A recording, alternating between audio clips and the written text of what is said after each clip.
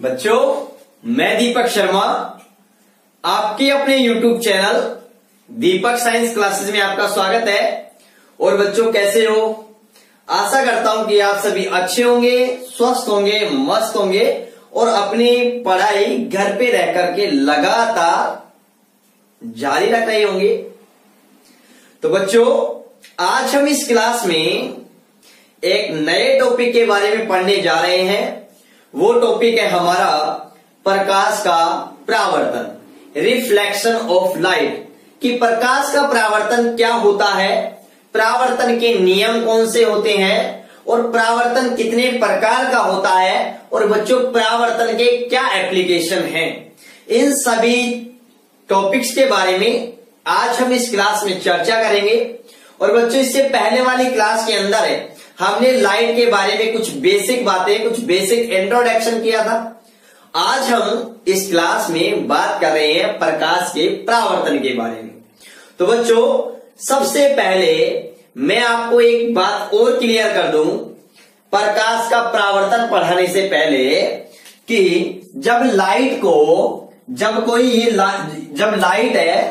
इस लाइट को किसी पदार्थ पर डाला जाता है, तो पहले तो बात बच्चों मैं आपको ये बता दूं कि जो पदार्थ होते हैं वो लाइट के आधार पर, या मैं कहूं प्रकाश के गमन के आधार पर, दो प्रकार के होते हैं। एक पारदर्शी और दूसरा होता है अपारदर्शी।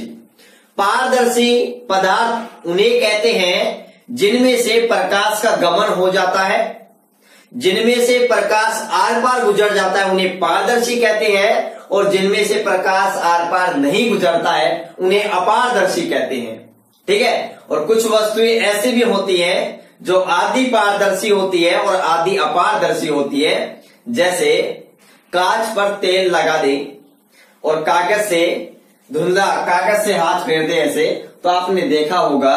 और उसके ऊपर अगर आप लाइट डालोगे तो लाइट कुछ तो आर पार गुजर जाएगी और कुछ उसका रिफ्लेक्शन हो जाएगा, परावर्तन हो जाएगा। ठीक है ना।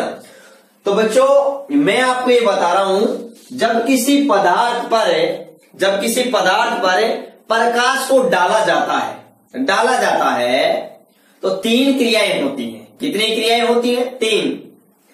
प्रकाश का कुछ भाग तो पदार्थ के आर पार गुजर जाता है अगर वो पारदर्शी है तो, ठीक है ना।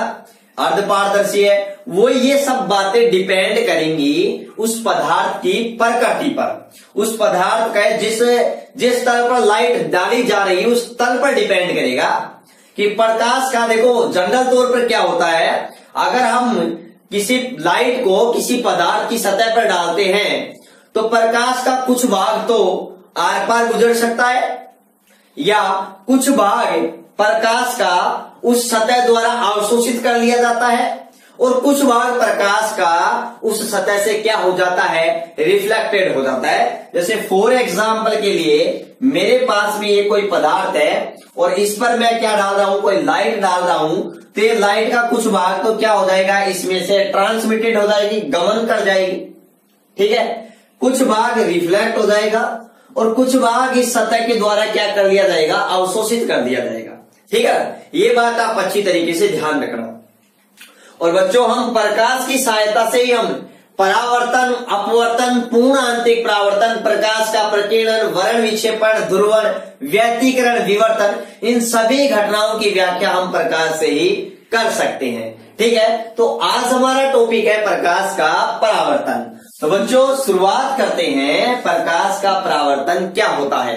तो बच्चों, सबसे पहले तो जल्दी से अपने फ्रेंड सर्किल के अंदर वीडियो को, अपने लेक्चर को, अपने क्लास को शेयर कर दीजिए। ठीक है ना। लाइक, सब्सक्राइब और बेल आइकन दबाना आप बिल्कुल भी ना भूलें। ठीक है ना। तो चलो अब अपन बात करते हैं प्रकाश का परावर्तन किसे कहते हैं। तो बच्चों, मेरे पास में ये एक पारदर्शी, या फिर मैं कहूं एक कांच है, और आपको पता है कांच कैसी वस्तु होती है, पारदर्शी। क्यों? क्योंकि कांच के आर पार क्या गुजर जाता है, प्रकाश गुजर जाता है। जब मैं इसे समतल कांच के एक सतह पर बच्चों में क्या कर देता हूं, पॉलिश कर देता हूं, पॉलिश कर देता हूं, तो बच्चों ये क्या बन जाता है, समतल दर्पण बन जाता है। क्या बन जाता है? समतल दर्पण बन जाता है। ठीक है ना। अब आप कहोगे सर ये जो पॉलिश करोगे, ये जो आप पॉलिश करोगे, ये पॉलिश आप किसकी करोगे?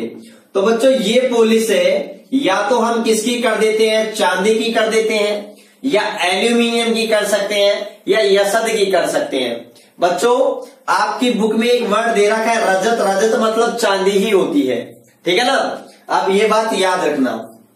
तो पॉलिश हम किसकी कर सकते हैं? चांदी की कर सकते हैं, यसद की कर सकते हैं, एल्यूमिनियम की भी कर सकते हैं, ठीक है ना। तो ये बात आप अच्छी तरीके से याद रखना।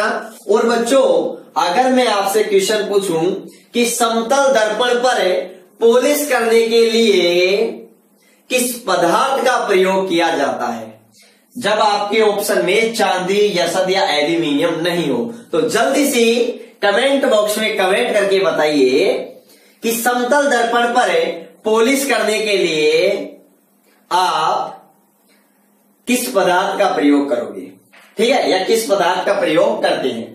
जल्दी कमेंट करके बताइए। तो बच्चों मैं आपको इसका आंसर बताता हूं कि समतल दर्पण पर पॉलिश किसकी की जाती है? AgNO3 की। किसकी की जाती है? AgNO3 की। और बच्चों इसे हम क्या कहते हैं? सिल्वर नाइट्रेट कहते हैं। क्या कहते हैं? सिल्वर नाइट्रेट कहते हैं। और बच्चों मार्केट में एक फेमस नाम से बिकता है जिसका नाम है लूनर कास्टिक। क्या है बच्चों? Lunar caustic. एक बार कॉम्पिटिटिव एग्जाम में एक क्वेश्चन पूछा गया था कि दर्पण पर पॉलिश करने में आप कौन से पदार्थ का प्रयोग करोगे। तो बच्चों याद रखना AgNO3 सिल्वर नाइट्रेट का हम प्रयोग करते हैं, जिसे हम लूनर कास्टिक भी कहते हैं। और बच्चों एक बहुत अच्छा क्वेश्चन है आपने जनरल नॉलेज के लिए कि जो एमिट स्याही होती है, क्या होती है? एमिट स्याही, जिसे हम क्या कहते हैं? चुनावी स्याही। आपने चुनाव के अंदर वोट डाला होगा, आप तो कहां डालोगे? अभी आपकी एज ही नहीं हुई। तो जब आप कभी वोट डालोगे तब आपकी अंगुली पर एक निशान लगाया जाएगा स्याही का। तो बच्चों वो स्याही कौन सी होती है? एमिट स्याही। वो बुझलती नहीं है, मिटती नहीं है, जिसे हम क्या कहते हैं? चुनावी स्याही। चुनावी स्याही बनाने में बच्चों ये भी बहुत अच्छा क्वेश्चन है। चुनावी स्याही बनाने में किसका प्रयोग किया जाता है? लूनर कास्टिक का प्रयोग किया जाता है, जिसे AgNO3 कहते हैं, ठीक है। चलो हम बात करते हैं हमारे टॉपिक पर, लेकिन ये बेसिक चीजें हमें बहुत अच्छी तरीके से आना चाहिए, ठीक है ना। अब देखो बच्चों क्या होता है, ये मान लिया हमने इस सतह के, देखो अब ये जो सतह है ना वो क्या बन गई? परावर्तक सतह बन गई। कैसी सतह बन गई? परावर्तक सतह बन गई। परावर्तक सतह का मतलब ये है अगर अब इस सतह पर मैं प्रकाश डालूंगा, अगर मैं प्रकाश को आपतित कराऊंगा, प्रकाश किरण पुंज को अगर मैं डालूंगा, तो अब ये प्रकाश की किरण इस दर्पण के आर पार नहीं गुजरेगी। क्यों नहीं गुजरेगी? क्योंकि मैंने इस सतह को क्या कर दी? इसकी दूसरी छोर पर मैंने क्या कर दी? पॉलिश कर दी। इसलिए ये सतह क्या बन गई? परावर्तक सतह बन गई। परावर्तक का मतलब हमारे यहां पर ये होगा, जो ये प्रकाश आएगा ये वापस से क्या हो जाएगा? परावर्तित हो जाएगा, परावर्तित हो जाएगा, ठीक है। तो हम सबसे पहले बात करते हैं, हम समझते हैं कि परावर्तन किसे कहते हैं। परावर्तन किसे कहते हैं? तो बच्चों याद रखना परावर्तन को समझने के लिए देखो मैंने एक समतल दर्पण ले लिया, ये मैंने कांच लिया और इसके एक साइड में मैंने पॉलिश कर दी। तो बच्चों ये क्या बन गया? हमारे पास में एक समतल दर्पण बन गया, प्लेन मिरर बन गया। इसके मान लिया इसके अलग, इसके ऊपर अलग माध्यम, इसके नीचे अलग माध्यम है। तो बच्चों ये परावर्तक सतह है ना, ये है एक बाउंड्री लाइन का कार्य कर रही है, एक सीमा का कार्य कर रही है, जो दो अलग अलग माध्यमों को डिवाइडेड कर रही है, ठीक है ना। तो बच्चों जब परावर्तन किसे कहते हैं? देखो जब प्रकाश को एक माध्यम से दूसरे माध्यम की सतह पर डाला जाता है तो वह उस सतह से टकरा करके वापस उसी माध्यम में क्या हो जाता है? लौट जाता है। इस घटना को हम क्या कहते हैं? प्रकाश का परावर्तन कहते हैं। ध्यान से समझिएगा। फॉर एग्जाम्पल के लिए मेरे हाथ के अंदर एक गेंद है और जब इस गेंद को मैं इस दीवार पर जैसे इसे मारता हूं तो बोले टकरा करके वापस मेरी साइड में आएगी, क्योंकि जिधर से गई है टकरा करके वापस उधर से ही आ जाएगी।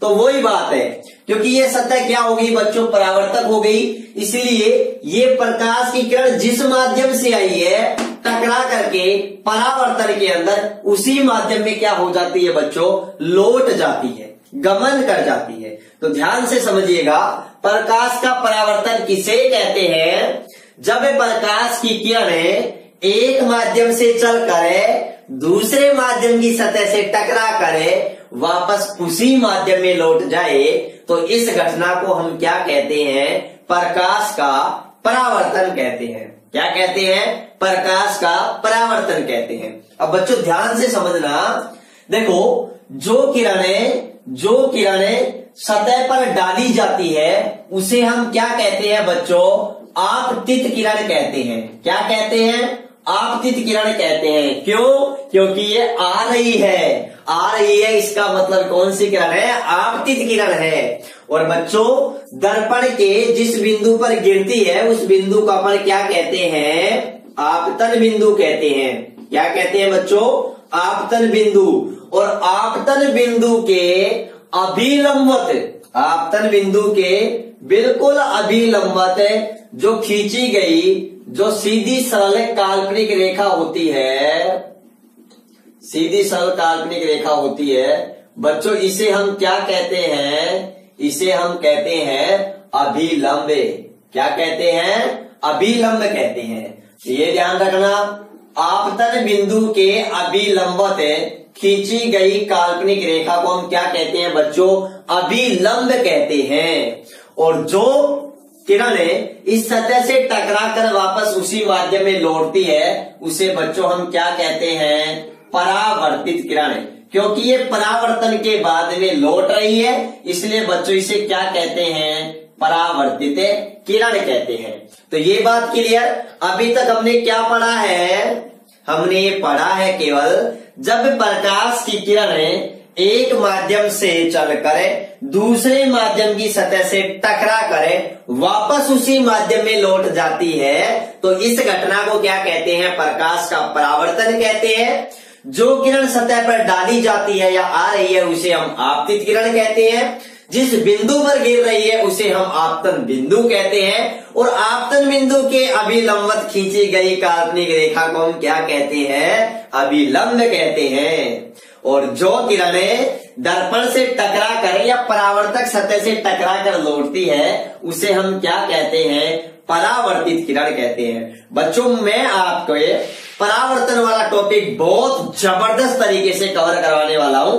आप तो लास्ट तक इस क्लास को देखिए, मेरा पूरा विश्वास है आपको इस क्लास में बहुत कुछ नया मिलने वाला है, ठीक है ना, जो आपने अभी तक नहीं पढ़ा होगा। ठीक है, अब देखो ध्यान से समझिएगा, देखो ये आपतित किरण है और ये क्या है, अभिलंब। तो बच्चों आपतित किरण और अभिलंब के बीच बने कोण को हम क्या कहते हैं, बने कोण को क्या कहते हैं, आपतन कोण कहते हैं। क्या कहते हैं, आपतन कोण कहते हैं। और परावर्तित और अभिलंब के बीच बने कोण को क्या कहते हैं बच्चों, परावर्तन कोण आर कहते हैं। देखो क्यों नाम दिया गया आपतन कोण।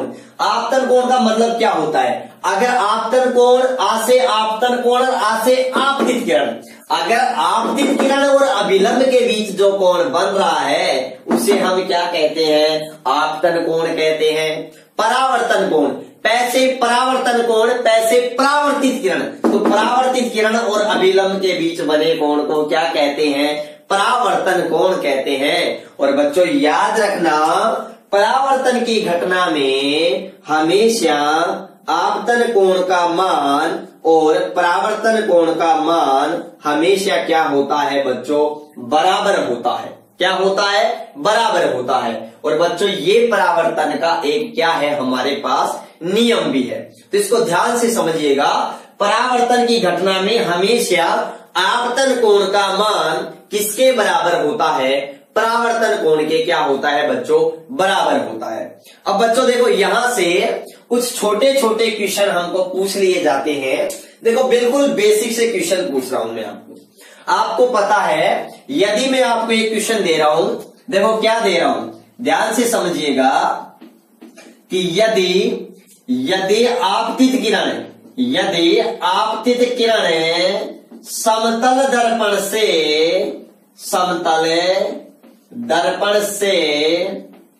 30 डिग्री का कोण बनाती है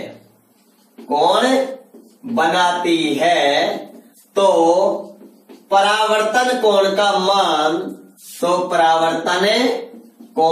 मान कितना होगा।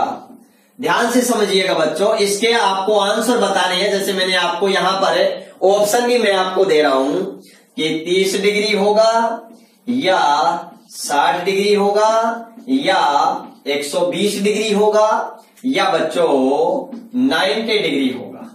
तो यहां पर आपको ऑप्शन मैंने दे दिया है। चलो कमेंट बॉक्स में जल्दी से कमेंट करके बताइए कि यदि आपतित किरण समतल दर्पण से 30 डिग्री का कोण बनाती है तो परावर्तन कोण का मान कितना होगा। मतलब मैंने ये आर का व्यवहार आपसे पूछा है, तो जल्दी से कमेंट करके बताइए कि क्या आंसर होगा आपका। जल्दी फटाफट कमेंट करिए जल्दी।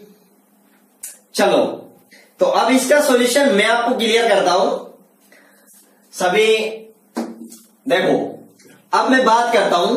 तो देखो बच्चों, क्वेश्चन क्या कह रहा है। क्वेश्चन ये कह रहा है यदि आपतित किरण, बच्चों ये आपतित किरण है और ये आपतित किरण समतल दर्पण से कितने डिग्री का कोण बना रही है। समतल दर्पण से बच्चों ये आपतित किरण ये समतल दर्पण से कोण बना रही है कितने डिग्री का, 30 डिग्री का। तो बच्चों आपको अच्छी तरीके से पता है ये अभिलंब समतल दर्पण से 90 डिग्री के कोण पर होता है। तो ये 30 डिग्री का है, तो बच्चों आपके पास में ये कितना डिग्री का बच जाएगा, 90 माइनस 30 इक्वल 60 डिग्री का। कितना डिग्री का हो जाएगा, 60। अरे 90 में से 30 गए तो 60 डिग्री का। तो बच्चों आपतन कोण आपके पास में 60 डिग्री आ गया, तो बोलो परावर्तन कोण भी कितना आएगा, 60 डिग्री आएगा। तो हमारा राइट आंसर क्या होगा बच्चों, बी होगा। क्या होगा, बी होगा। तो ये चीज क्लियर। चलो दूसरा क्वेश्चन है मेरे पास, मैं आपको दूसरा क्वेश्चन दे रहा हूं और वो दूसरा क्वेश्चन क्या है, ध्यान से देखिएगा बच्चों। यदि आपतित किरण समतल दर्पण से 60 डिग्री का कोण बनाती है, कितने डिग्री का कोण बनाती है, 60 डिग्री का कोण बनाती है, तो आपतित किरण व परावर्तित किरण के बीच का कोण कितना होगा। आपको ये बताना है इस बार आपको क्वेश्चन में क्या दिया गया है। यदि आपतित किरण ये रही, आपतित किरण अगर समतल दर्पण से कितने डिग्री का कोण बना रही है, 60 डिग्री का कोण, तो आपतित किरण और परावर्तित किरण के बीच का कोण बताना है आपको। तो जल्दी से कमेंट करके बताइए कि क्या आंसर आएगा इसका, तो जल्दी बताइए। चलो अब यहां पर देखिए, मैं आपको इसका आंसर बताता हूं। सभी राइट आंसर बता रहे हैं। देखो तो देखो बच्चों, इस बार मैंने क्या बोला है कि यहां पर कितने डिग्री का कोण बन रहा है बच्चों, यहां पर कितने डिग्री का कोण बन रहा है। आपतित किरण समतल दर्पण से कितने डिग्री का कोण बना रही है, 60 डिग्री का कोण बना रही है। ठीक है, उसके बाद में आपतित किरण ये रही, परावर्तित किरण ये रही, इन दोनों के बीच का कोण पूछा है आपसे। ठीक है, किरण के बीच का कोण कितना होगा। तो पहले देखो बच्चों, ये 60 डिग्री है, तो ये आपके पास कितना आ जाएगा, 30 डिग्री। तो बच्चों ये भी कितना आ जाएगा, 30 डिग्री। क्यों, क्योंकि आपतन कोण का मान हमेशा परावर्तन कोण के क्या होगा, बराबर, परावर्तन की घटना में। ठीक है, तो ये 30 डिग्री है तो ये भी 30 डिग्री होगा। तो 30 कितना हो गया बच्चों, 60 डिग्री हो गया। तो हमारा राइट आंसर क्या हो जाएगा, ये भी हो जाएगा, 60 डिग्री हो जाएगा। तो चलो ये चीजें क्लियर। तो ये बेसिक से बहुत सिंपल से क्वेश्चन है जो हम आसानी से बहुत सिंपल तरीके से बहुत ही जल्दी कर सकते हैं। ठीक है, बस हमें थोड़ा सा इनके बारे में एक्सरसाइज, थोड़ा सा अभ्यास होना चाहिए। ठीक है ना, जिससे हमें बिल्कुल भी सोचना नहीं पड़े। अब बच्चों मैं नेक्स्ट बात करता हूं आपसे परावर्तन के नियमों के बारे में। लेकिन परावर्तन के नियमों के बारे में बात करने से पहले मैं कुछ इंपोर्टेंट पॉइंट के बारे में बात करता हूं, ध्यान से समझिएगा, ध्यान से, ठीक है। देखिएगा, देखो, यदि प्रकाश की किरण किसी समतल दर्पण पर अभिलंबत आपतित होती है या परावर्तक सतह पर अभिलंबत आपतित होती है तो वह अभिलंबत ही वापस अपने जिस मार्ग से आई है उसी मार्ग से वापस से लौट जाती है। ध्यान से समझिएगा, ध्यान से समझिएगा। देखो, यहां पर ये एक समतल दर्पण है और जब इस समतल दर्पण पर कोई प्रकाश की किरणें अभिलंबत आपतित होती है, क्या होती है बच्चों? अभिलंबत आपतित होती है, मतलब दर्पण से यहां पर कोण कितने डिग्री का बन रहा है बच्चों? 90 डिग्री का बन रहा है। अभिलंबत आपतित होती है तो वह अभिलंबत ही पुनः अपने मार्ग पर वापस लौट जाती है। तो बच्चों आप ये बताइए, कमेंट बॉक्स में जाकर के कमेंट कीजिए, तो हमारे पास में परावर्तन कोण का मान कितना होगा? परावर्तन कोण का मान कितना होगा? ठीक है, ध्यान से समझिएगा, क्वेश्चन को दोबारा सुनिएगा कि जब प्रकाश की किरणें किसी समतल दर्पण पर अभिलंबत आपतित होती है तो परावर्तन कोण का मान कितना होगा? तो जल्दी से कमेंट करके बताइए, जल्दी से बताइए। हाँ बिल्कुल राइट जवाब आया, बिल्कुल। चलो देखिए, तो बच्चों जो परावर्तन कोण का मान होगा वो कितना होगा बच्चों? 0 डिग्री होगा। कितना होगा? 0 डिग्री होगा। अब आप कहोगे सर कैसे होगा 0 डिग्री? तो बच्चों देखो, ध्यान से समझिएगा, ध्यान से समझिएगा। देखो, पहली बात तो जब प्रकाश की किरण अभिलंबत आपतित हो रही है, ये अभिलंब है। ध्यान से समझिएगा कि मेरे पास में ये क्या है? अभिलंब है, अभिलंब है, आपको पता है अभिलंब। और बच्चों यहां अभिलंब के ऊपर ही क्या आ रही है? प्रकाश की किरण आ रही है। ध्यान से समझिएगा, अगर मेरे पास में ये अभिलंब है तो इसी के ऊपर से प्रकाश की किरण अभिलंबत आपतित हो रही है, ठीक है ना भाई? दर्पण है, दर्पण के बिल्कुल 90 डिग्री पर अभिलंब होता है, तो इसी पर प्रकाश की किरण आ रही है। और बच्चों अभिलंब और प्रकाश के बीच के, अभिलंब और प्रकाश किरण के बीच बने कोण का मान कितना होगा? यहां पर 0 डिग्री होगा। तो आपतन कोण का मान 0 डिग्री है, तो परावर्तन कोण का मान भी कितना होगा? 0 डिग्री होगा। क्यों? क्योंकि परावर्तन की घटना में आपतन कोण का मान हमेशा परावर्तन कोण के क्या होता है? बराबर होता है। बच्चों इस क्वेश्चन को एग्जाम में ऐसे भी बोल सकता है, जब प्रकाश की किरणें अभिलंब के संपाती हो, अभिलंब के संपाती हो, संपाती मतलब देखो ये संपाती हो गई, अगर संपाती है तो परावर्तन कोण का मान कितना होगा? बात एक ही है बच्चों। तो यहां पर आप देख रहे हो ये अभिलंब है, तो यही परावर्तित किरण भी इसी के ऊपर से आ रही है। तो अभिलंब और परावर्तित किरण के बीच में जो बनने वाला कोण है वो कितना है? 0 डिग्री। और अभिलंब और आपतित किरण के बीच बनने वाला कोण क्या हो गया? परावर्तन कोण। जब परावर्तन कोण 0 डिग्री है, सॉरी आपतन कोण 0 डिग्री है, तो परावर्तन कोण का मान भी कितना होगा? 0 डिग्री होगा। तो ये बात क्लियर। तो एक तो हमें ये क्वेश्चन पूछ लिया जाता है काफी बार, जिसका जल्दबाजी में हम 90 कर देते हैं, ठीक है ना? क्यों? क्योंकि बस ये अपन ये देखते हैं कि अभिलंबत आपतित हो रही है। अरे अभिलंबत आपतित हो रही है तो अभिलंबत तो दर्पण से आपतित हो रही है। आप तो ये देखो, आपतन कोण तो आपतित किरण और अभिलंब के बीच बनता है, उनके बीच का एंगल देखो आप। तो फिर बताओ परावर्तन कोण कितना होगा? जो आपतन कोण का मान होगा वही परावर्तन कोण का मान होगा, क्योंकि कोण I इक्वल कोण R, किसकी घटना में? परावर्तन की घटना में। तो ये बात क्लियर। दूसरी बात बच्चों क्या है? बहुत इंपोर्टेंट बात है, बहुत ही इंपोर्टेंट बात है। और वो इंपोर्टेंट बात क्या है कि बच्चों परावर्तन की घटना में मैं आपसे क्वेश्चन पूछ रहा हूं, और वो क्वेश्चन क्या पूछ रहा हूं? क्वेश्चन है परावर्तन की घटना में, परावर्तन की, प्रकाश के परावर्तन की घटना में कौन सी राशि अपरिवर्तित रहती है?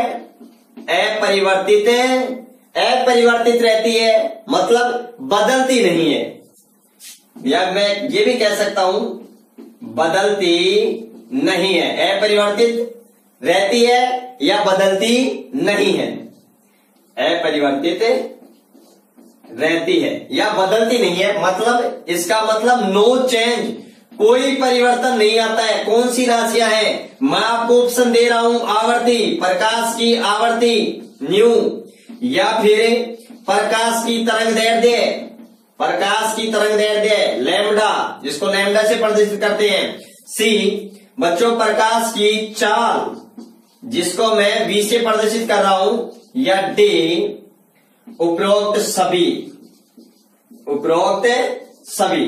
तो बच्चों क्लियर कीजिए, आप कमेंट बॉक्स में जाइए और इसका जवाब दीजिए, उसके बाद में इसका आंसर बताने वाला हूं कि परावर्तन में, प्रकाश की परावर्तन की घटना में कौन सी राशि होती है वो अपरिवर्तित रहती है, मतलब बदलती नहीं है, बदलती नहीं है, नो चेंज रहती है। तो जल्दी से कमेंट करके बताइए कि कौन सी राशि अपरिवर्तित रहती है, जल्दी बताइए, जल्दी से। हाँ सही जवाब आ रहे हैं, एक दो सही जवाब आ रहे हैं, बिल्कुल राइट, बिल्कुल शाबाश। तो ध्यान से देखिए बच्चों, इधर देखिए, अब इसका राइट आंसर क्या होगा, ध्यान से समझिएगा बच्चों। जो हमारे पास में प्रकाश का परावर्तन होता है, तो परावर्तन की घटना में जो हमारे पास में परावर्तित किरण होती है, उस परावर्तित किरण की आवर्ती, चाल व तरंग दैर्ध्य, तीनों ही क्या रहती हैं, अपरिवर्तित रहती हैं। बहुत अच्छा क्वेश्चन है, कॉम्पिटिटिव एग्जाम में आने वाला एक बहुत ही अच्छा क्वेश्चन है कि परावर्तन की घटना में कौन सी राशि अपरिवर्तित रहती है, बदलती नहीं है। तो बच्चों क्या आएगा, उपरोक्त सभी। आवर्ती भी नहीं बदलती है, तरंग दैर्ध्य भी नहीं बदलती है, चाल भी नहीं बदलती है, तो क्या बदल जाती है बच्चों। अब मैं आपसे ये जवाब पूछ रहा हूं कि प्रकाश के परावर्तन की घटना में कौन सी राशि बदल जाती है, कौन सी राशि बदल जाती है, बदल जाती है। अब मैं फिर से ऑप्शन चेंज कर रहा हूं, ठीक है, ऑप्शन चेंज कर रहा हूं, ध्यान से बताना कि कौन सा राइट होगा। कमेंट बॉक्स में जाइए और कमेंट करके बताइए कि प्रकाश की तीव्रता या प्रकाश की, या हमारे पास में आयाम, जो प्रकाश है उस प्रकाश की तीव्रता या उसका आयाम, या फिर बच्चों हमारे पास में तरंग दैर्ध्य, या फिर ए व बी दोनों।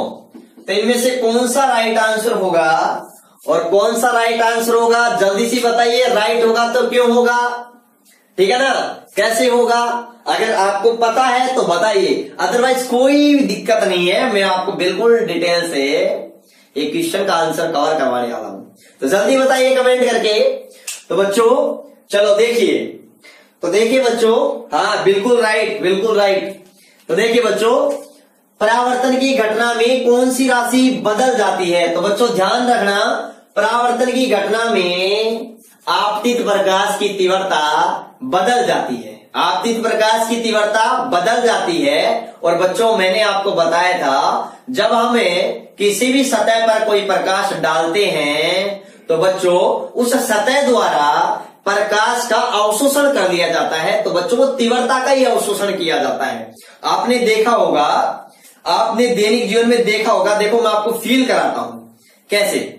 देखो आपकी कोई विंडो है, वो कांच की है, या फिर कोई गेट है वो कांच का है, उस पर सूर्य का प्रकाश आपतित हो रहा है या सूर्य का प्रकाश गिर रहा है, तो आप कुछ देर बाद देखोगे उस विंडो के हाथ लगा करके या उस कांच के गेट के हाथ लगा करके आप देखोगे कि वो गर्म हो गया। क्यों?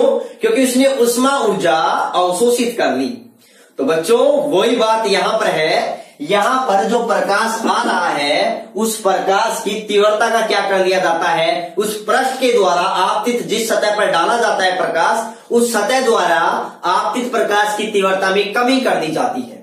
और जनरल तौर पे तीव्रता अवशोषित कर दी जाती है। तो बच्चों तीव्रता में हमारे पास यहां पर क्या होती है, कमी हो जाती है। ठीक है ना। तो याद रखना बच्चों बदल क्या जाती है, बदल क्या जाती है। तो बच्चों याद रखना क्या बदल जाती है, तीव्रता बदल जाती है, तीव्रता बदल जाती है। ये बात आप बिल्कुल अच्छी तरीके से क्लियर रखना।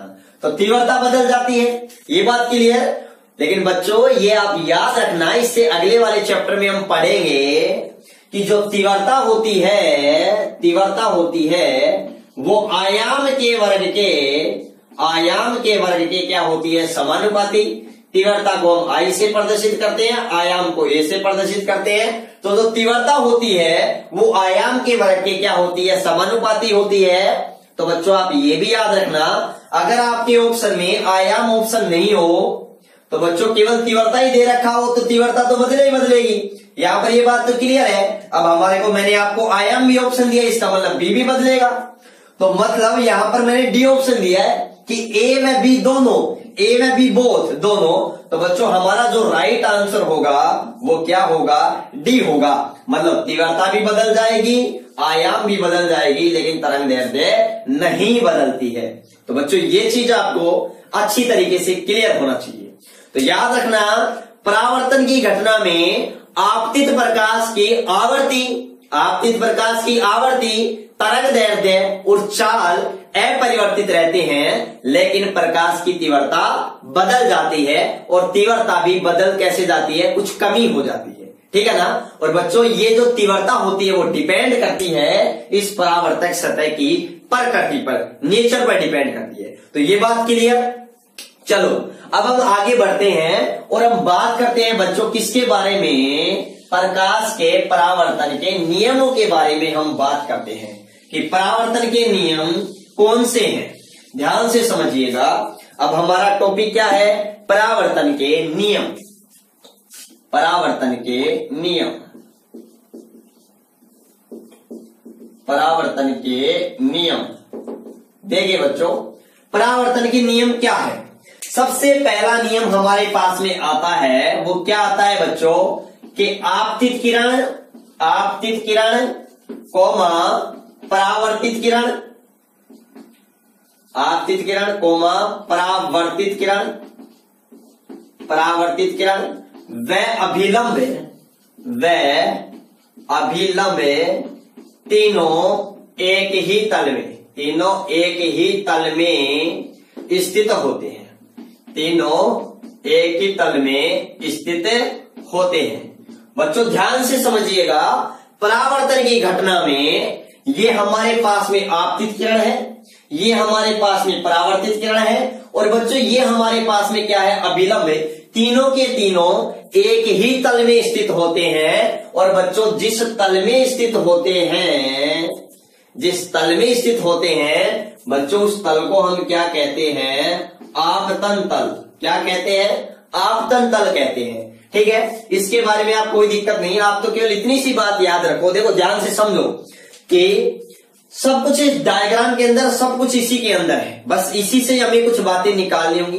देखो ये आपतित किरण है, ये आपतित किरण है, ये हमारे पास में क्या है, परावर्तित किरण है, और बच्चों ये हमारे पास में क्या है, अभिलंब है। क्या है बच्चों, अभिलंब है। और आप देख रहे हो अगर ये समतल सतह है, ये समतल है, तो बच्चों इस समतल के ऊपर केवल एक ही तल में स्थित है, केवल ऊपर वाले तल में। तो बच्चों देखो ये तल है, ये तल है, ऐसे ये तल है, इस तल के केवल ऊपर स्थित है। ठीक है ना। तो ध्यान से समझिएगा, आपतित किरण, अभिलंब और परावर्तित किरण तीनों एक ही तल में स्थित हैं। ये बात क्लियर होते हैं। ये अपवर्तन का पहला परावर्तन का पहला नियम है।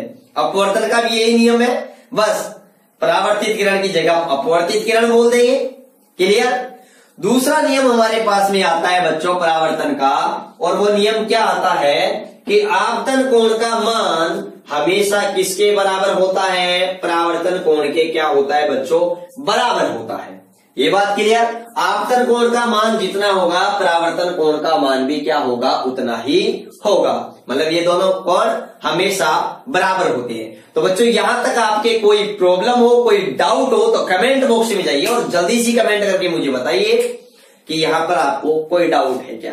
ठीक है, तो चलो आप इसका एक बार स्क्रीनशॉट लीजिएगा। यहां तक कोई प्रॉब्लम हो तो बताइए। नोट्स मिल जाएंगे भाई, आपको बिल्कुल घबराने की जरूरत नहीं है। ठीक है ना, तो नोट्स आपको मिल जाएंगे।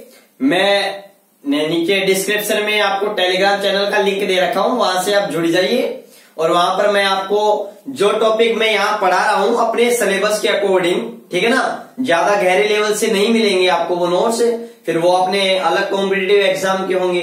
ठीक है ना, आप मेरे को जैसे भी आपको जिस तरीके के आपको नोट्स चाहिए वो आप मेरे को बता देना। ठीक है ना, मैं उसी टॉपिक के आपको सेंड कर दूंगा उसी तरीके के। ठीक है ना, हायर लेवल से चाहिए तो मैं वो सेंड कर दूंगा। और बच्चों दूसरी बात, आप मेरे को ये कमेंट करके बताइए कि सर जो ये टॉपिक हट गए हैं उनको मैं एक नॉर्मल वे से पढ़ा दूं या फिर मैं एक अच्छे लेवल से पढ़ाऊं आपको। ठीक है ना, क्योंकि देखो नॉर्मल वे तो आप स्कूल के अंदर अपने सर से भी पढ़ोगे, जो आप एक तरह से फॉर्मेलिटीज होगी। ठीक है ना, तो कम से कम यहाँ पर मैं आपको, मेरा तो विचार ये है कि मैं आपको एक अच्छे लेवल से पढ़ाऊं यहाँ पर। ठीक है ना, तो और आप अपने सुझाव कमेंट बॉक्स में दीजिए। ठीक है ना, बाकी आपको लगातार ऐसे ही कल भी आपकी हमारी इसी टाइम में लाइव क्लास होगी। ठीक है ना, और जो न्यूक्लियर फिजिक्स जो बच रही है, एटॉमिक फिजिक्स जो हमारी बच रही है, उसी के लेक्चर भी मैं आपको इसी तरीके से लाइव आकर कराने वाला हूं। ठीक है ना, अब देखिए, अब हम बात करते हैं किसके बारे में, परावर्तन के प्रकार के बारे में, कि परावर्तन का प्रकार कितने प्रकार का होता है। ध्यान से देखिए बच्चों, परावर्तन के प्रकार, परावर्तन के प्रकार। तो बच्चों परावर्तन दो प्रकार का होता है। एक तो हमारे पास में होता है नियमित परावर्तन। कौन सा होता है? नियमित परावर्तन। और बच्चों दूसरा हमारे पास में होता है, वो होता है विसरित या अनियमित परावर्तन। विसरित या अनियमित परावर्तन। अब आप कहोगे सर ये क्या होता है? सबसे पहले तो बच्चों मैं आपको एक बात क्लियर कर दूं, जो प्रकाश का जो परावर्तन होता है, प्रकाश का जो परावर्तन होता है, इस परावर्तन की व्याख्या हम प्रकाश की किस प्रकृति से कर सकते हैं बच्चों? तरंग प्रकृति से। किस प्रकृति से व्याख्या कर सकते हैं? तरंग प्रकृति से क्या कर सकते हैं बच्चों? व्याख्या कर सकते हैं। ये बात याद रखना। और मैं प्रकाश की प्रकृति, हमारा जो चैप्टर है, नेक्स्ट चैप्टर है, उसके अंदर पहला चैप्टर का नाम ही प्रकाश की प्रकृति है।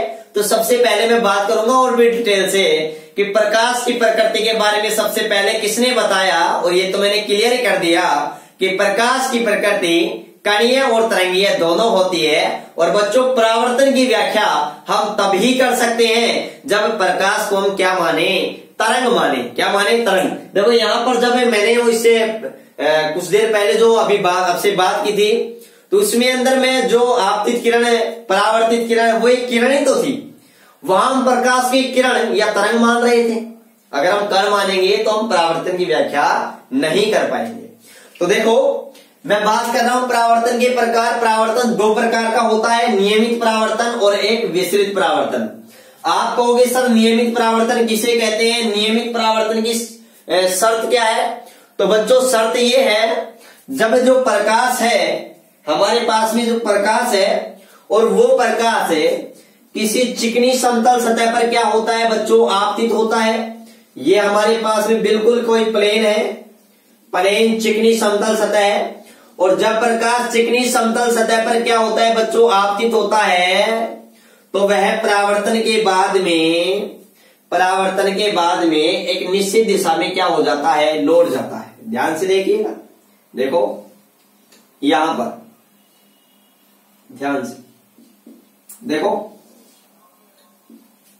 ये एक निश्चित डायरेक्शन में। तो बच्चों सबसे इंपॉर्टेंट बात ये है, जो हमारे पास में प्रकाश का जो नियमित परावर्तन होता है, इसमें प्रकाश की जो किरणें होती हैं वो परावर्तन के बाद में एक निश्चित दिशा में लौट जाती है या परावर्तित हो जाती है। और बच्चों इंपॉर्टेंट बात हमारे पास में ये है कि परावर्तन है, नियमित परावर्तन होने के लिए जो सतह है वो कैसी होनी चाहिए? समतल व बिल्कुल चिकनी होनी चाहिए। कैसी होनी चाहिए? चिकनी, बिल्कुल प्लेन होनी चाहिए। ठीक है ना। और बच्चों नियमित परावर्तन के अंदर प्रकाश की किरणें एक निश्चित दिशा के अंदर गमन करने के कारण जो पथ होता है वो हमें कैसा दिखाई देता है, चमकीला दिखाई देता है। मतलब उस दिशा में जो प्रकाश की किरणें एक ही दिशा में जाने के कारण उस किरणों का जो मार्ग होता है वो हमें चमकीला दिखाई देता है, चमकता हुआ दिखाई देता है। ठीक है बच्चों। और जो नियमित परावर्तन होता है वो बच्चों किसमें देखने के लिए मिलता है हमें, दर्पणों में। किसमें देखने के लिए मिलता है हमें, दर्पणों में देखने के लिए मिलता है। ये हमें कुछ बेसिक नॉलेज है, ठीक है ना। और बच्चों जो विसरित परावर्तन होता है, विसरित परावर्तन कब होता है, तो बच्चों ध्यान से समझिएगा। विसरित परावर्तन के लिए आवश्यक शर्तें क्या है बच्चों। विसरित परावर्तन के लिए शर्त यह है जब प्रकाश किसी कैसी खुरदरी सतह पर क्या होना चाहिए, आपतित होना चाहिए। कैसी सतह पर बच्चों, खुरदरी सतह पर, खुरदरी सतह पर। तो जब प्रकाश किसी खुरदरी सतह पर क्या होता है, आपतित होता है, ये गिरता है, तो वह परावर्तन के बाद में अलग अलग दिशाओं में क्या कर जाता है, लौट जाता है, मतलब बिखर जाता है। ठीक है ना। बिल्कुल कोई चीज क्लियर नहीं होती कि प्रकाश किस दिशा में जा रहा है, कोई निश्चित डायरेक्शन नहीं होती है बच्चों। विसरित का मतलब होता है फैल जाना। मतलब है जब प्रकाश किसी खुरदरी सतह पर गिरता है तो वह परावर्तन के बाद अलग अलग दिशाओं में क्या हो जाता है, फैल जाता है। ठीक है ना, कोई निश्चित दिशा में गमन नहीं करता है। ठीक है। और बच्चों यह जो परावर्तन है ना, ये हमें दैनिक जीवन में देखने को लिए मिलता है। दैनिक जीवन में जब हम वस्तुओं को देखते हैं तो बच्चों वस्तुओं को देखने में किस घटना का उपयोग होता है, या हमें किसकी सहायता से, बच्चों वस्तुओं को हम प्रकाश की सहायता से देखते हैं, लेकिन देखते किस प्रकार से हैं वो मैं भी बताने वाला हूं आपको। ठीक है, ध्यान से समझिएगा। हमें कोई किसी वस्तुओं को देख पा रहे हैं तो वो प्रकाश के कौन से गुण के कारण देख पा रहे हैं, प्रकाश के परावर्तन के कारण हम उनको देख पा रहे हैं। ठीक है ना, ये बात आप ध्यान से समझना। अब आप कहोगे सर कैसे, देखो पहली बात तो मैं क्लियर कर दूं, दैनिक जीवन में जो परावर्तन होता है वो कैसा होता है, विसरित होता है। क्योंकि दैनिक जीवन में जो सतह होती है, दीवार कोई भी सतह, वो ज्यादातर कैसी होती है बच्चों, खुरदरी होती है। खुरदरी होने के कारण दैनिक जीवन में जो परावर्तन होते हैं वो कैसे होते हैं, विसरित होते हैं। ठीक है, एक तो ये बात याद रखना। अब बच्चों मैं बात करता हूं परावर्तन के उपयोग के बारे में बात करता हूं। किसके बारे में बात करता हूं, परावर्तन के उपयोग के बारे में, परावर्तन के उपयोग के बारे में। तो ध्यान से समझिएगा बच्चों, परावर्तन के क्या उपयोग है। सबसे पहला उपयोग हमारे पास में आता है, हम वस्तुओं को परावर्तन की सहायता से क्या कर पाते हैं बच्चों, देख पाते हैं। तो ये याद रखना, हमें वस्तुओं को या किसी भी चीज को, वस्तुओं को परावर्तन के कारण ही देख पाते हैं। बच्चों ये बात ध्यान से समझ लेना अच्छी तरीके से। हम किसी भी वस्तु को अगर देख पा रहे हैं तो इस किसके कारण देख पा रहे हैं, प्रकाश के परावर्तन के कारण। कौन जिम्मेदार है, प्रकाश का परावर्तन। आप कहोगे सर कैसे, देखो ध्यान से समझिएगा कि जो प्रकाश होता है वो कितने अवयवी कणों से, जो दृश्य प्रकाश होता है वो कितने अवयवी रंगों से मिलकर बना होता है, 7 रंगों से मिलकर बना होता है।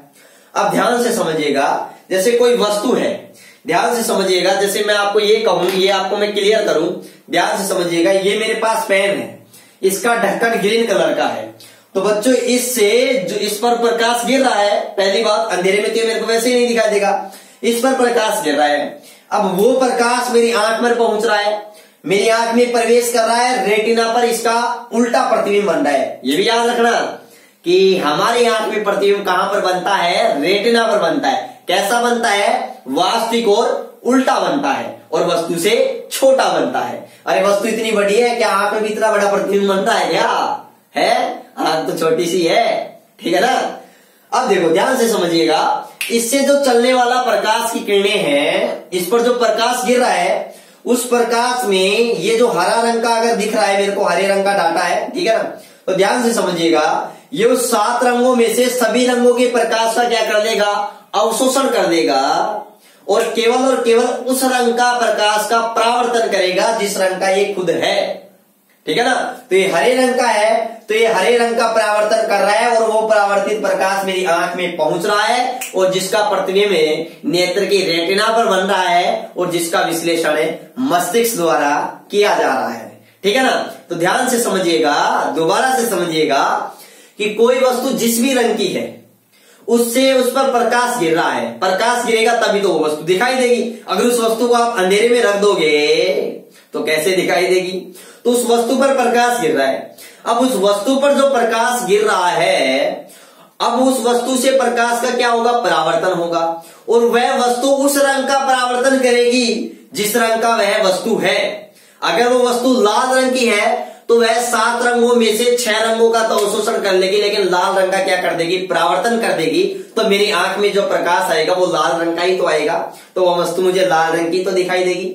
अगर वो हरे रंग की है तो वो सभी रंगों का प्रकाश का अवशोषण कर लेगी केवल और केवल हरे रंग को छोड़ करके, और हरे रंग का क्या कर देगी, प्रकाश का परावर्तन कर देगी। और वो हरे रंग का प्रकाश जब मेरी आंख में प्रवेश करेगा तो रेटिना पर प्रतिबिंब बनेगा और मस्तिष्क द्वारा उसका विश्लेषण कर लिया जाएगा, तो बोलो मेरे को हरे रंग की दिखाई देगी। तो ये बात क्लियर। अब आप कहोगे सर ध्यान से समझना, मैं कुछ क्वेश्चन पूछ रहा हूं। मान लिया ऐसी कोई वस्तु हमारे पास में है, कोई वस्तु है हमारे पास में जो सभी रंगों का क्या कर देती है, परावर्तित कर देती है। ध्यान से समझना, सभी रंगों को क्या कर देती है बच्चों, परावर्तित कर देती है। कोई वस्तु ऐसी है जो सभी रंगों के प्रकाश को क्या कर देती है, परावर्तित कर देती है। तो वह बच्चों वह वस्तु हमें कैसी दिखाई देगी। जल्दी से कमेंट बॉक्स में जाइए और कमेंट करके बताइए कि वो वस्तु हमें कैसी दिखाई देगी। जल्दी बताइए, जल्दी। तो बच्चों ध्यान से समझिएगा, अगर कोई वस्तु सभी रंगों के प्रकाश का क्या कर देती है, परावर्तन कर देती है, परावर्तित कर देती है, तो वह वस्तु हमें कैसी दिखाई देगी बच्चों, श्वेत। अब आप कहोगे सर क्यों, क्योंकि जो सभी रंगों का जो प्रकाश होता है ना बच्चों, उन सभी रंगों के प्रकाश का जो मिश्रण होता है, कॉम्बिनेशन होता है, वो कैसा होता है, श्वेत होता है। क्योंकि उन सभी रंगों को मिलाने पर हमारे पास रिजल्टेंट जो कलर आता है वो कैसा आता है, व्हाइट आता है, सफेद आता है। ठीक है। तो ध्यान रखना, अगर कोई वस्तु सभी रंगों के प्रकाश का परावर्तन कर देती है तो वह वस्तु कैसे दिखाई देती है, श्वेत। और बच्चों मेरे को नेक्स्ट आप ये क्वेश्चन बताइए कि यदि कोई वस्तु सभी रंगों के प्रकाश को अवशोषित कर लेती है तो वह वस्तु किस रंग की दिखाई देगी। तो ध्यान से समझिएगा, अगर वह सभी रंगों के प्रकाश का अवशोषण कर लेती है तो वह हमें कैसी दिखाई देगी। जल्दी कमेंट करके बताइए। तो बच्चों वह वस्तु हमें कैसी दिखाई देगी, यस बिल्कुल ब्लैक दिखाई देगी। बिल्कुल कैसे दिखाई देगी, ब्लैक, काली दिखाई देगी, हमें काले रंग की दिखाई देगी। कैसे रंग की दिखाई देगी, काले रंग की दिखाई देगी। और बच्चों एक और क्वेश्चन पूछ रहा हूं मैं, ध्यान से समझिएगा, ध्यान से समझिएगा कि मेरे पास में कोई लाल रंग की वस्तु है। ध्यान से समझिएगा, चलो देखो वस्तु भी लाल रंग की है तो इसको लाल रंग से ही लिखते हैं, लाल लाल। ठीक है। अब इस लाल रंग की वस्तु पर जब हरे रंग का प्रकाश डाला जाता है, कैसे रंग का प्रकाश डाला जाता है, हरे रंग का प्रकाश डाला जाता है, तो यह वस्तु हमें किस रंग की दिखाई देगी। जल्दी से कमेंट करके बताइए इसका राइट आंसर क्या होगा। ध्यान से समझिएगा, जब कोई लाल रंग की वस्तु है और उस पर हरे रंग का प्रकाश डाला जाता है तो वह वस्तु हमें किस रंग की दिखाई देगी। ध्यान से बताइए, जल्दी बताइए इसका राइट आंसर क्या होगा। चलो शाबाश, जल्दी बताइए, कमेंट करके जल्दी बताइए। तो बच्चों वो हमें कैसे दिखाई देगी, हमें ब्लैक कलर की ही दिखाई देगी। कैसी दिखाई देगी, ब्लैक कलर की। अब आप कहोगे सर कैसे, अरे ध्यान से समझिएगा, ये लाल रंग की वस्तु है तो ये केवल लाल रंग के प्रकाश का ही क्या करेगी, परावर्तन करेगी। केवल और केवल, अरे कोई भी वस्तु है वो जिस रंग की है उस रंग के प्रकाश का ही क्या करती है, परावर्तन करती है। तो लाल रंग की है तो लाल रंग के प्रकाश का ही क्या करेगी, परावर्तन करेगी। जब आप इस पर हरे रंग का प्रकाश डालोगे तो ये हरे रंग के प्रकाश का तो अवशोषण कर लेगी, तो हमारे पास में कोई सा प्रकाश आएगा ही नहीं। जब आएगा ही नहीं तो ये हमारे को कैसे दिखाई देगी बच्चों? ब्लैक दिखाई देगी। कैसी दिखाई देगी? ब्लैक दिखाई देगी। ठीक है ना, क्योंकि हरे रंग का प्रकाश डाल रही है उसका तो ये अवशोषण कर रही है। कोई प्रकाश हमारे पास आ नहीं रहा, जो डाला रहा है उसका अवशोषण कर लिया, और जब अवशोषण कंप्लीट हो गया तो हमें कैसी दिखाई देगी? ब्लैक दिखाई देगी। तो ये बात क्लियर है आपको? चलो, तो ये बातें हुई हमें वस्तुओं को देखने में, ये मैंने क्लियर की। किससे देखते हैं? आंख से देखते हैं। प्रतिबिंब कहां बनता है? रेटिना पर बनता है। रेटिना पर बना प्रतिबिंब वास्तविक उल्टा और वस्तु से छोटा होता है। ठीक है ना, तो ये बात क्लियर। उसके बाद में बच्चों दूसरा हमारे पास में उपयोग आता है परावर्तन का, जो कॉम्पिटिटिव एग्जाम में बहुत बार पूछ लिया जाता है। ध्यान से समझिएगा। हमारे पास में एक उपकरण होता है जिसका नाम बच्चों क्या है? पेरिस्कोप। क्या है? पेरिस्कोप। जिसे हमें, ध्यान से समझिएगा, पेरिस्कोप जिसे हम क्या कहते हैं बच्चों? हिंदी में परिदर्शी कहते हैं। परिदर्शी। तो ये बेसिक चीजें हमें पता होना चाहिए। कॉम्पिटिटिव, जैसे आपसे कोई पूछ ले पेरिदर्शी क्या है, किस सिद्धांत पर कार्य करती है, तो आप क्या जवाब दोगे? पढ़ ली लाइट, पढ़ लिया प्रकाश का परावर्तन। तो बच्चों ध्यान से समझिएगा, जो हमारे पास में पेरिस्कोप होता है वो क्या होता है? सबसे पहली बात, इसके अंदर क्या होते हैं बच्चों? तो समतल दर्पण होते हैं। ये आपके लेवल की चीज ये है, कॉम्पिटिटिव एग्जाम में पूछा जाता है। 2 समतल दर्पण होते हैं वो, और मजेदार बात यह है कि वो दोनों समतल दर्पण एक दूसरे से कितने डिग्री के कोण पर झुके होते हैं? 45 डिग्री के कोण पर झुके होते हैं।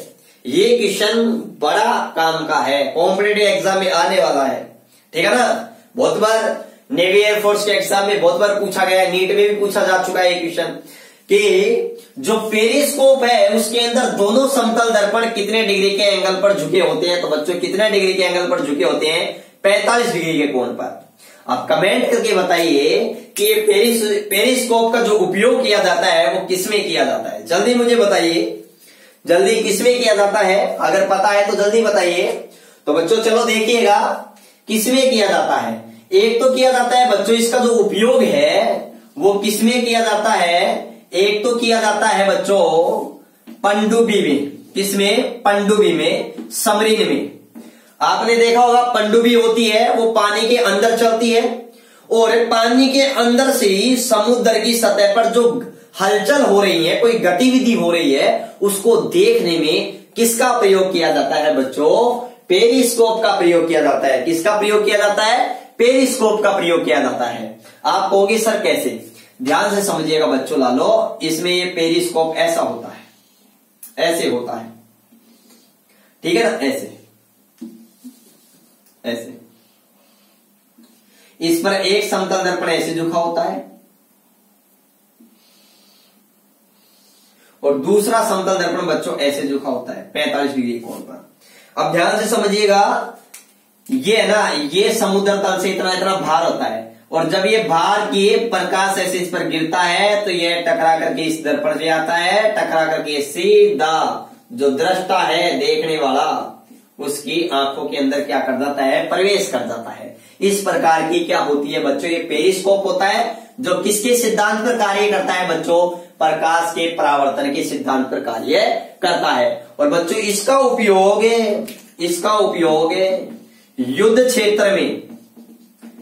क्षेत्र में बंकर में छुपे सैनिक बाहर की स्थिति देखने में भी छुपे सैनिक प्रयोग करते हैं। देखो बंकर में, जब बंकर एक होता है सुरक्षित, जो पृथ्वी में बनाया, मतलब जमीन के अंदर, जैसे अपन बेसमेंट बोलते हैं ना, उसी टाइप का होता है। तो जब बंकर में जब छुपे हैं तो युद्ध क्षेत्र में या धरातल पर क्या हो रहा है, क्या हलचल हो रही है, वो हलचल देखने के लिए सैनिक इसका प्रयोग करते हैं। आपने देखा होगा, ये ऐसा भी हो सकता है कि सैनिक बंकर में बाहर निकल रखे हैं और सैनिक ऊपर ही टाट के ऊपर, सिर के ऊपर ही बैठे हैं, निकलते ही तुरंत गोली मार दें। तो पहले क्या करते हैं, बंकर में से बाहर निकलने से पहले इसकी एक सतह को ऐसे बाहर कर देते हैं और उससे बाहर का जो पूरा ग्राउंड स्थल है उसकी जो संग्रह प्रतिबिंब है, इमेज है, वो ऐसे कैसे उनको दिखाई दे जाती है। आपने काफी फिल्मों में देखा होगा, बॉर्डर फिल्म में, ठीक है ना। ठीक है, तो उसमें इनका प्रयोग किया जाता है। और बच्चों लास्ट इसका हमारे पास में एक और आता है बहुरूपदर्शी। बहुरूपदर्शी में भी जिसको हमें कैलिडोस्कोप कहते हैं। बहुरूपदर्शी में भी बच्चों किसका उपयोग किया जाता है, प्रकाश के परावर्तन के सिद्धांत पर कार्य करती है। आप कहोगे सर क्या ये क्या होता है बच्चों, इसके अंदर तीन आयताकार समतल दर्पण होते हैं। तीन आयताकार क्या होते हैं, समतल दर्पण होते हैं, जो एक दूसरे से कितना डिग्री के कोण पर झुके होते हैं, 60 डिग्री के कोण पर। जैसे तीन आयताकार समतल दर्पण है, ऐसे लगे होते हैं, ये ऐसे 60 डिग्री के कोण पर झुके होते हैं। अब ये आपको बीच में रिक्त स्थान दिखाई दे रहा है, इस रिक्त स्थान में कुछ रंगीन कागज वगैरह, रंगीन गोलियां भर दी जाती हैं और ये ऐसे बिल्कुल चौकोर होता है और इसको एक नलिका के अंदर फिट कर दिया जाता है। और जब दूसरी साइड से जब इसको हिला करके देखा जाता है, अलग अलग आकृति हमें दिखाई देती है, रंग बिरंगी आकृतियां हमें दिखाई देती हैं, ठीक है ना। तो ये बच्चों का खेलने का ये एक मनोरंजन का साधन है। क्या है, मनोरंजन का क्या है, साधन है। किसका, बच्चों का, हमारा नहीं है, ठीक है ना। तो ये हमारी आज की क्लास को हम यहां तक रखते हैं।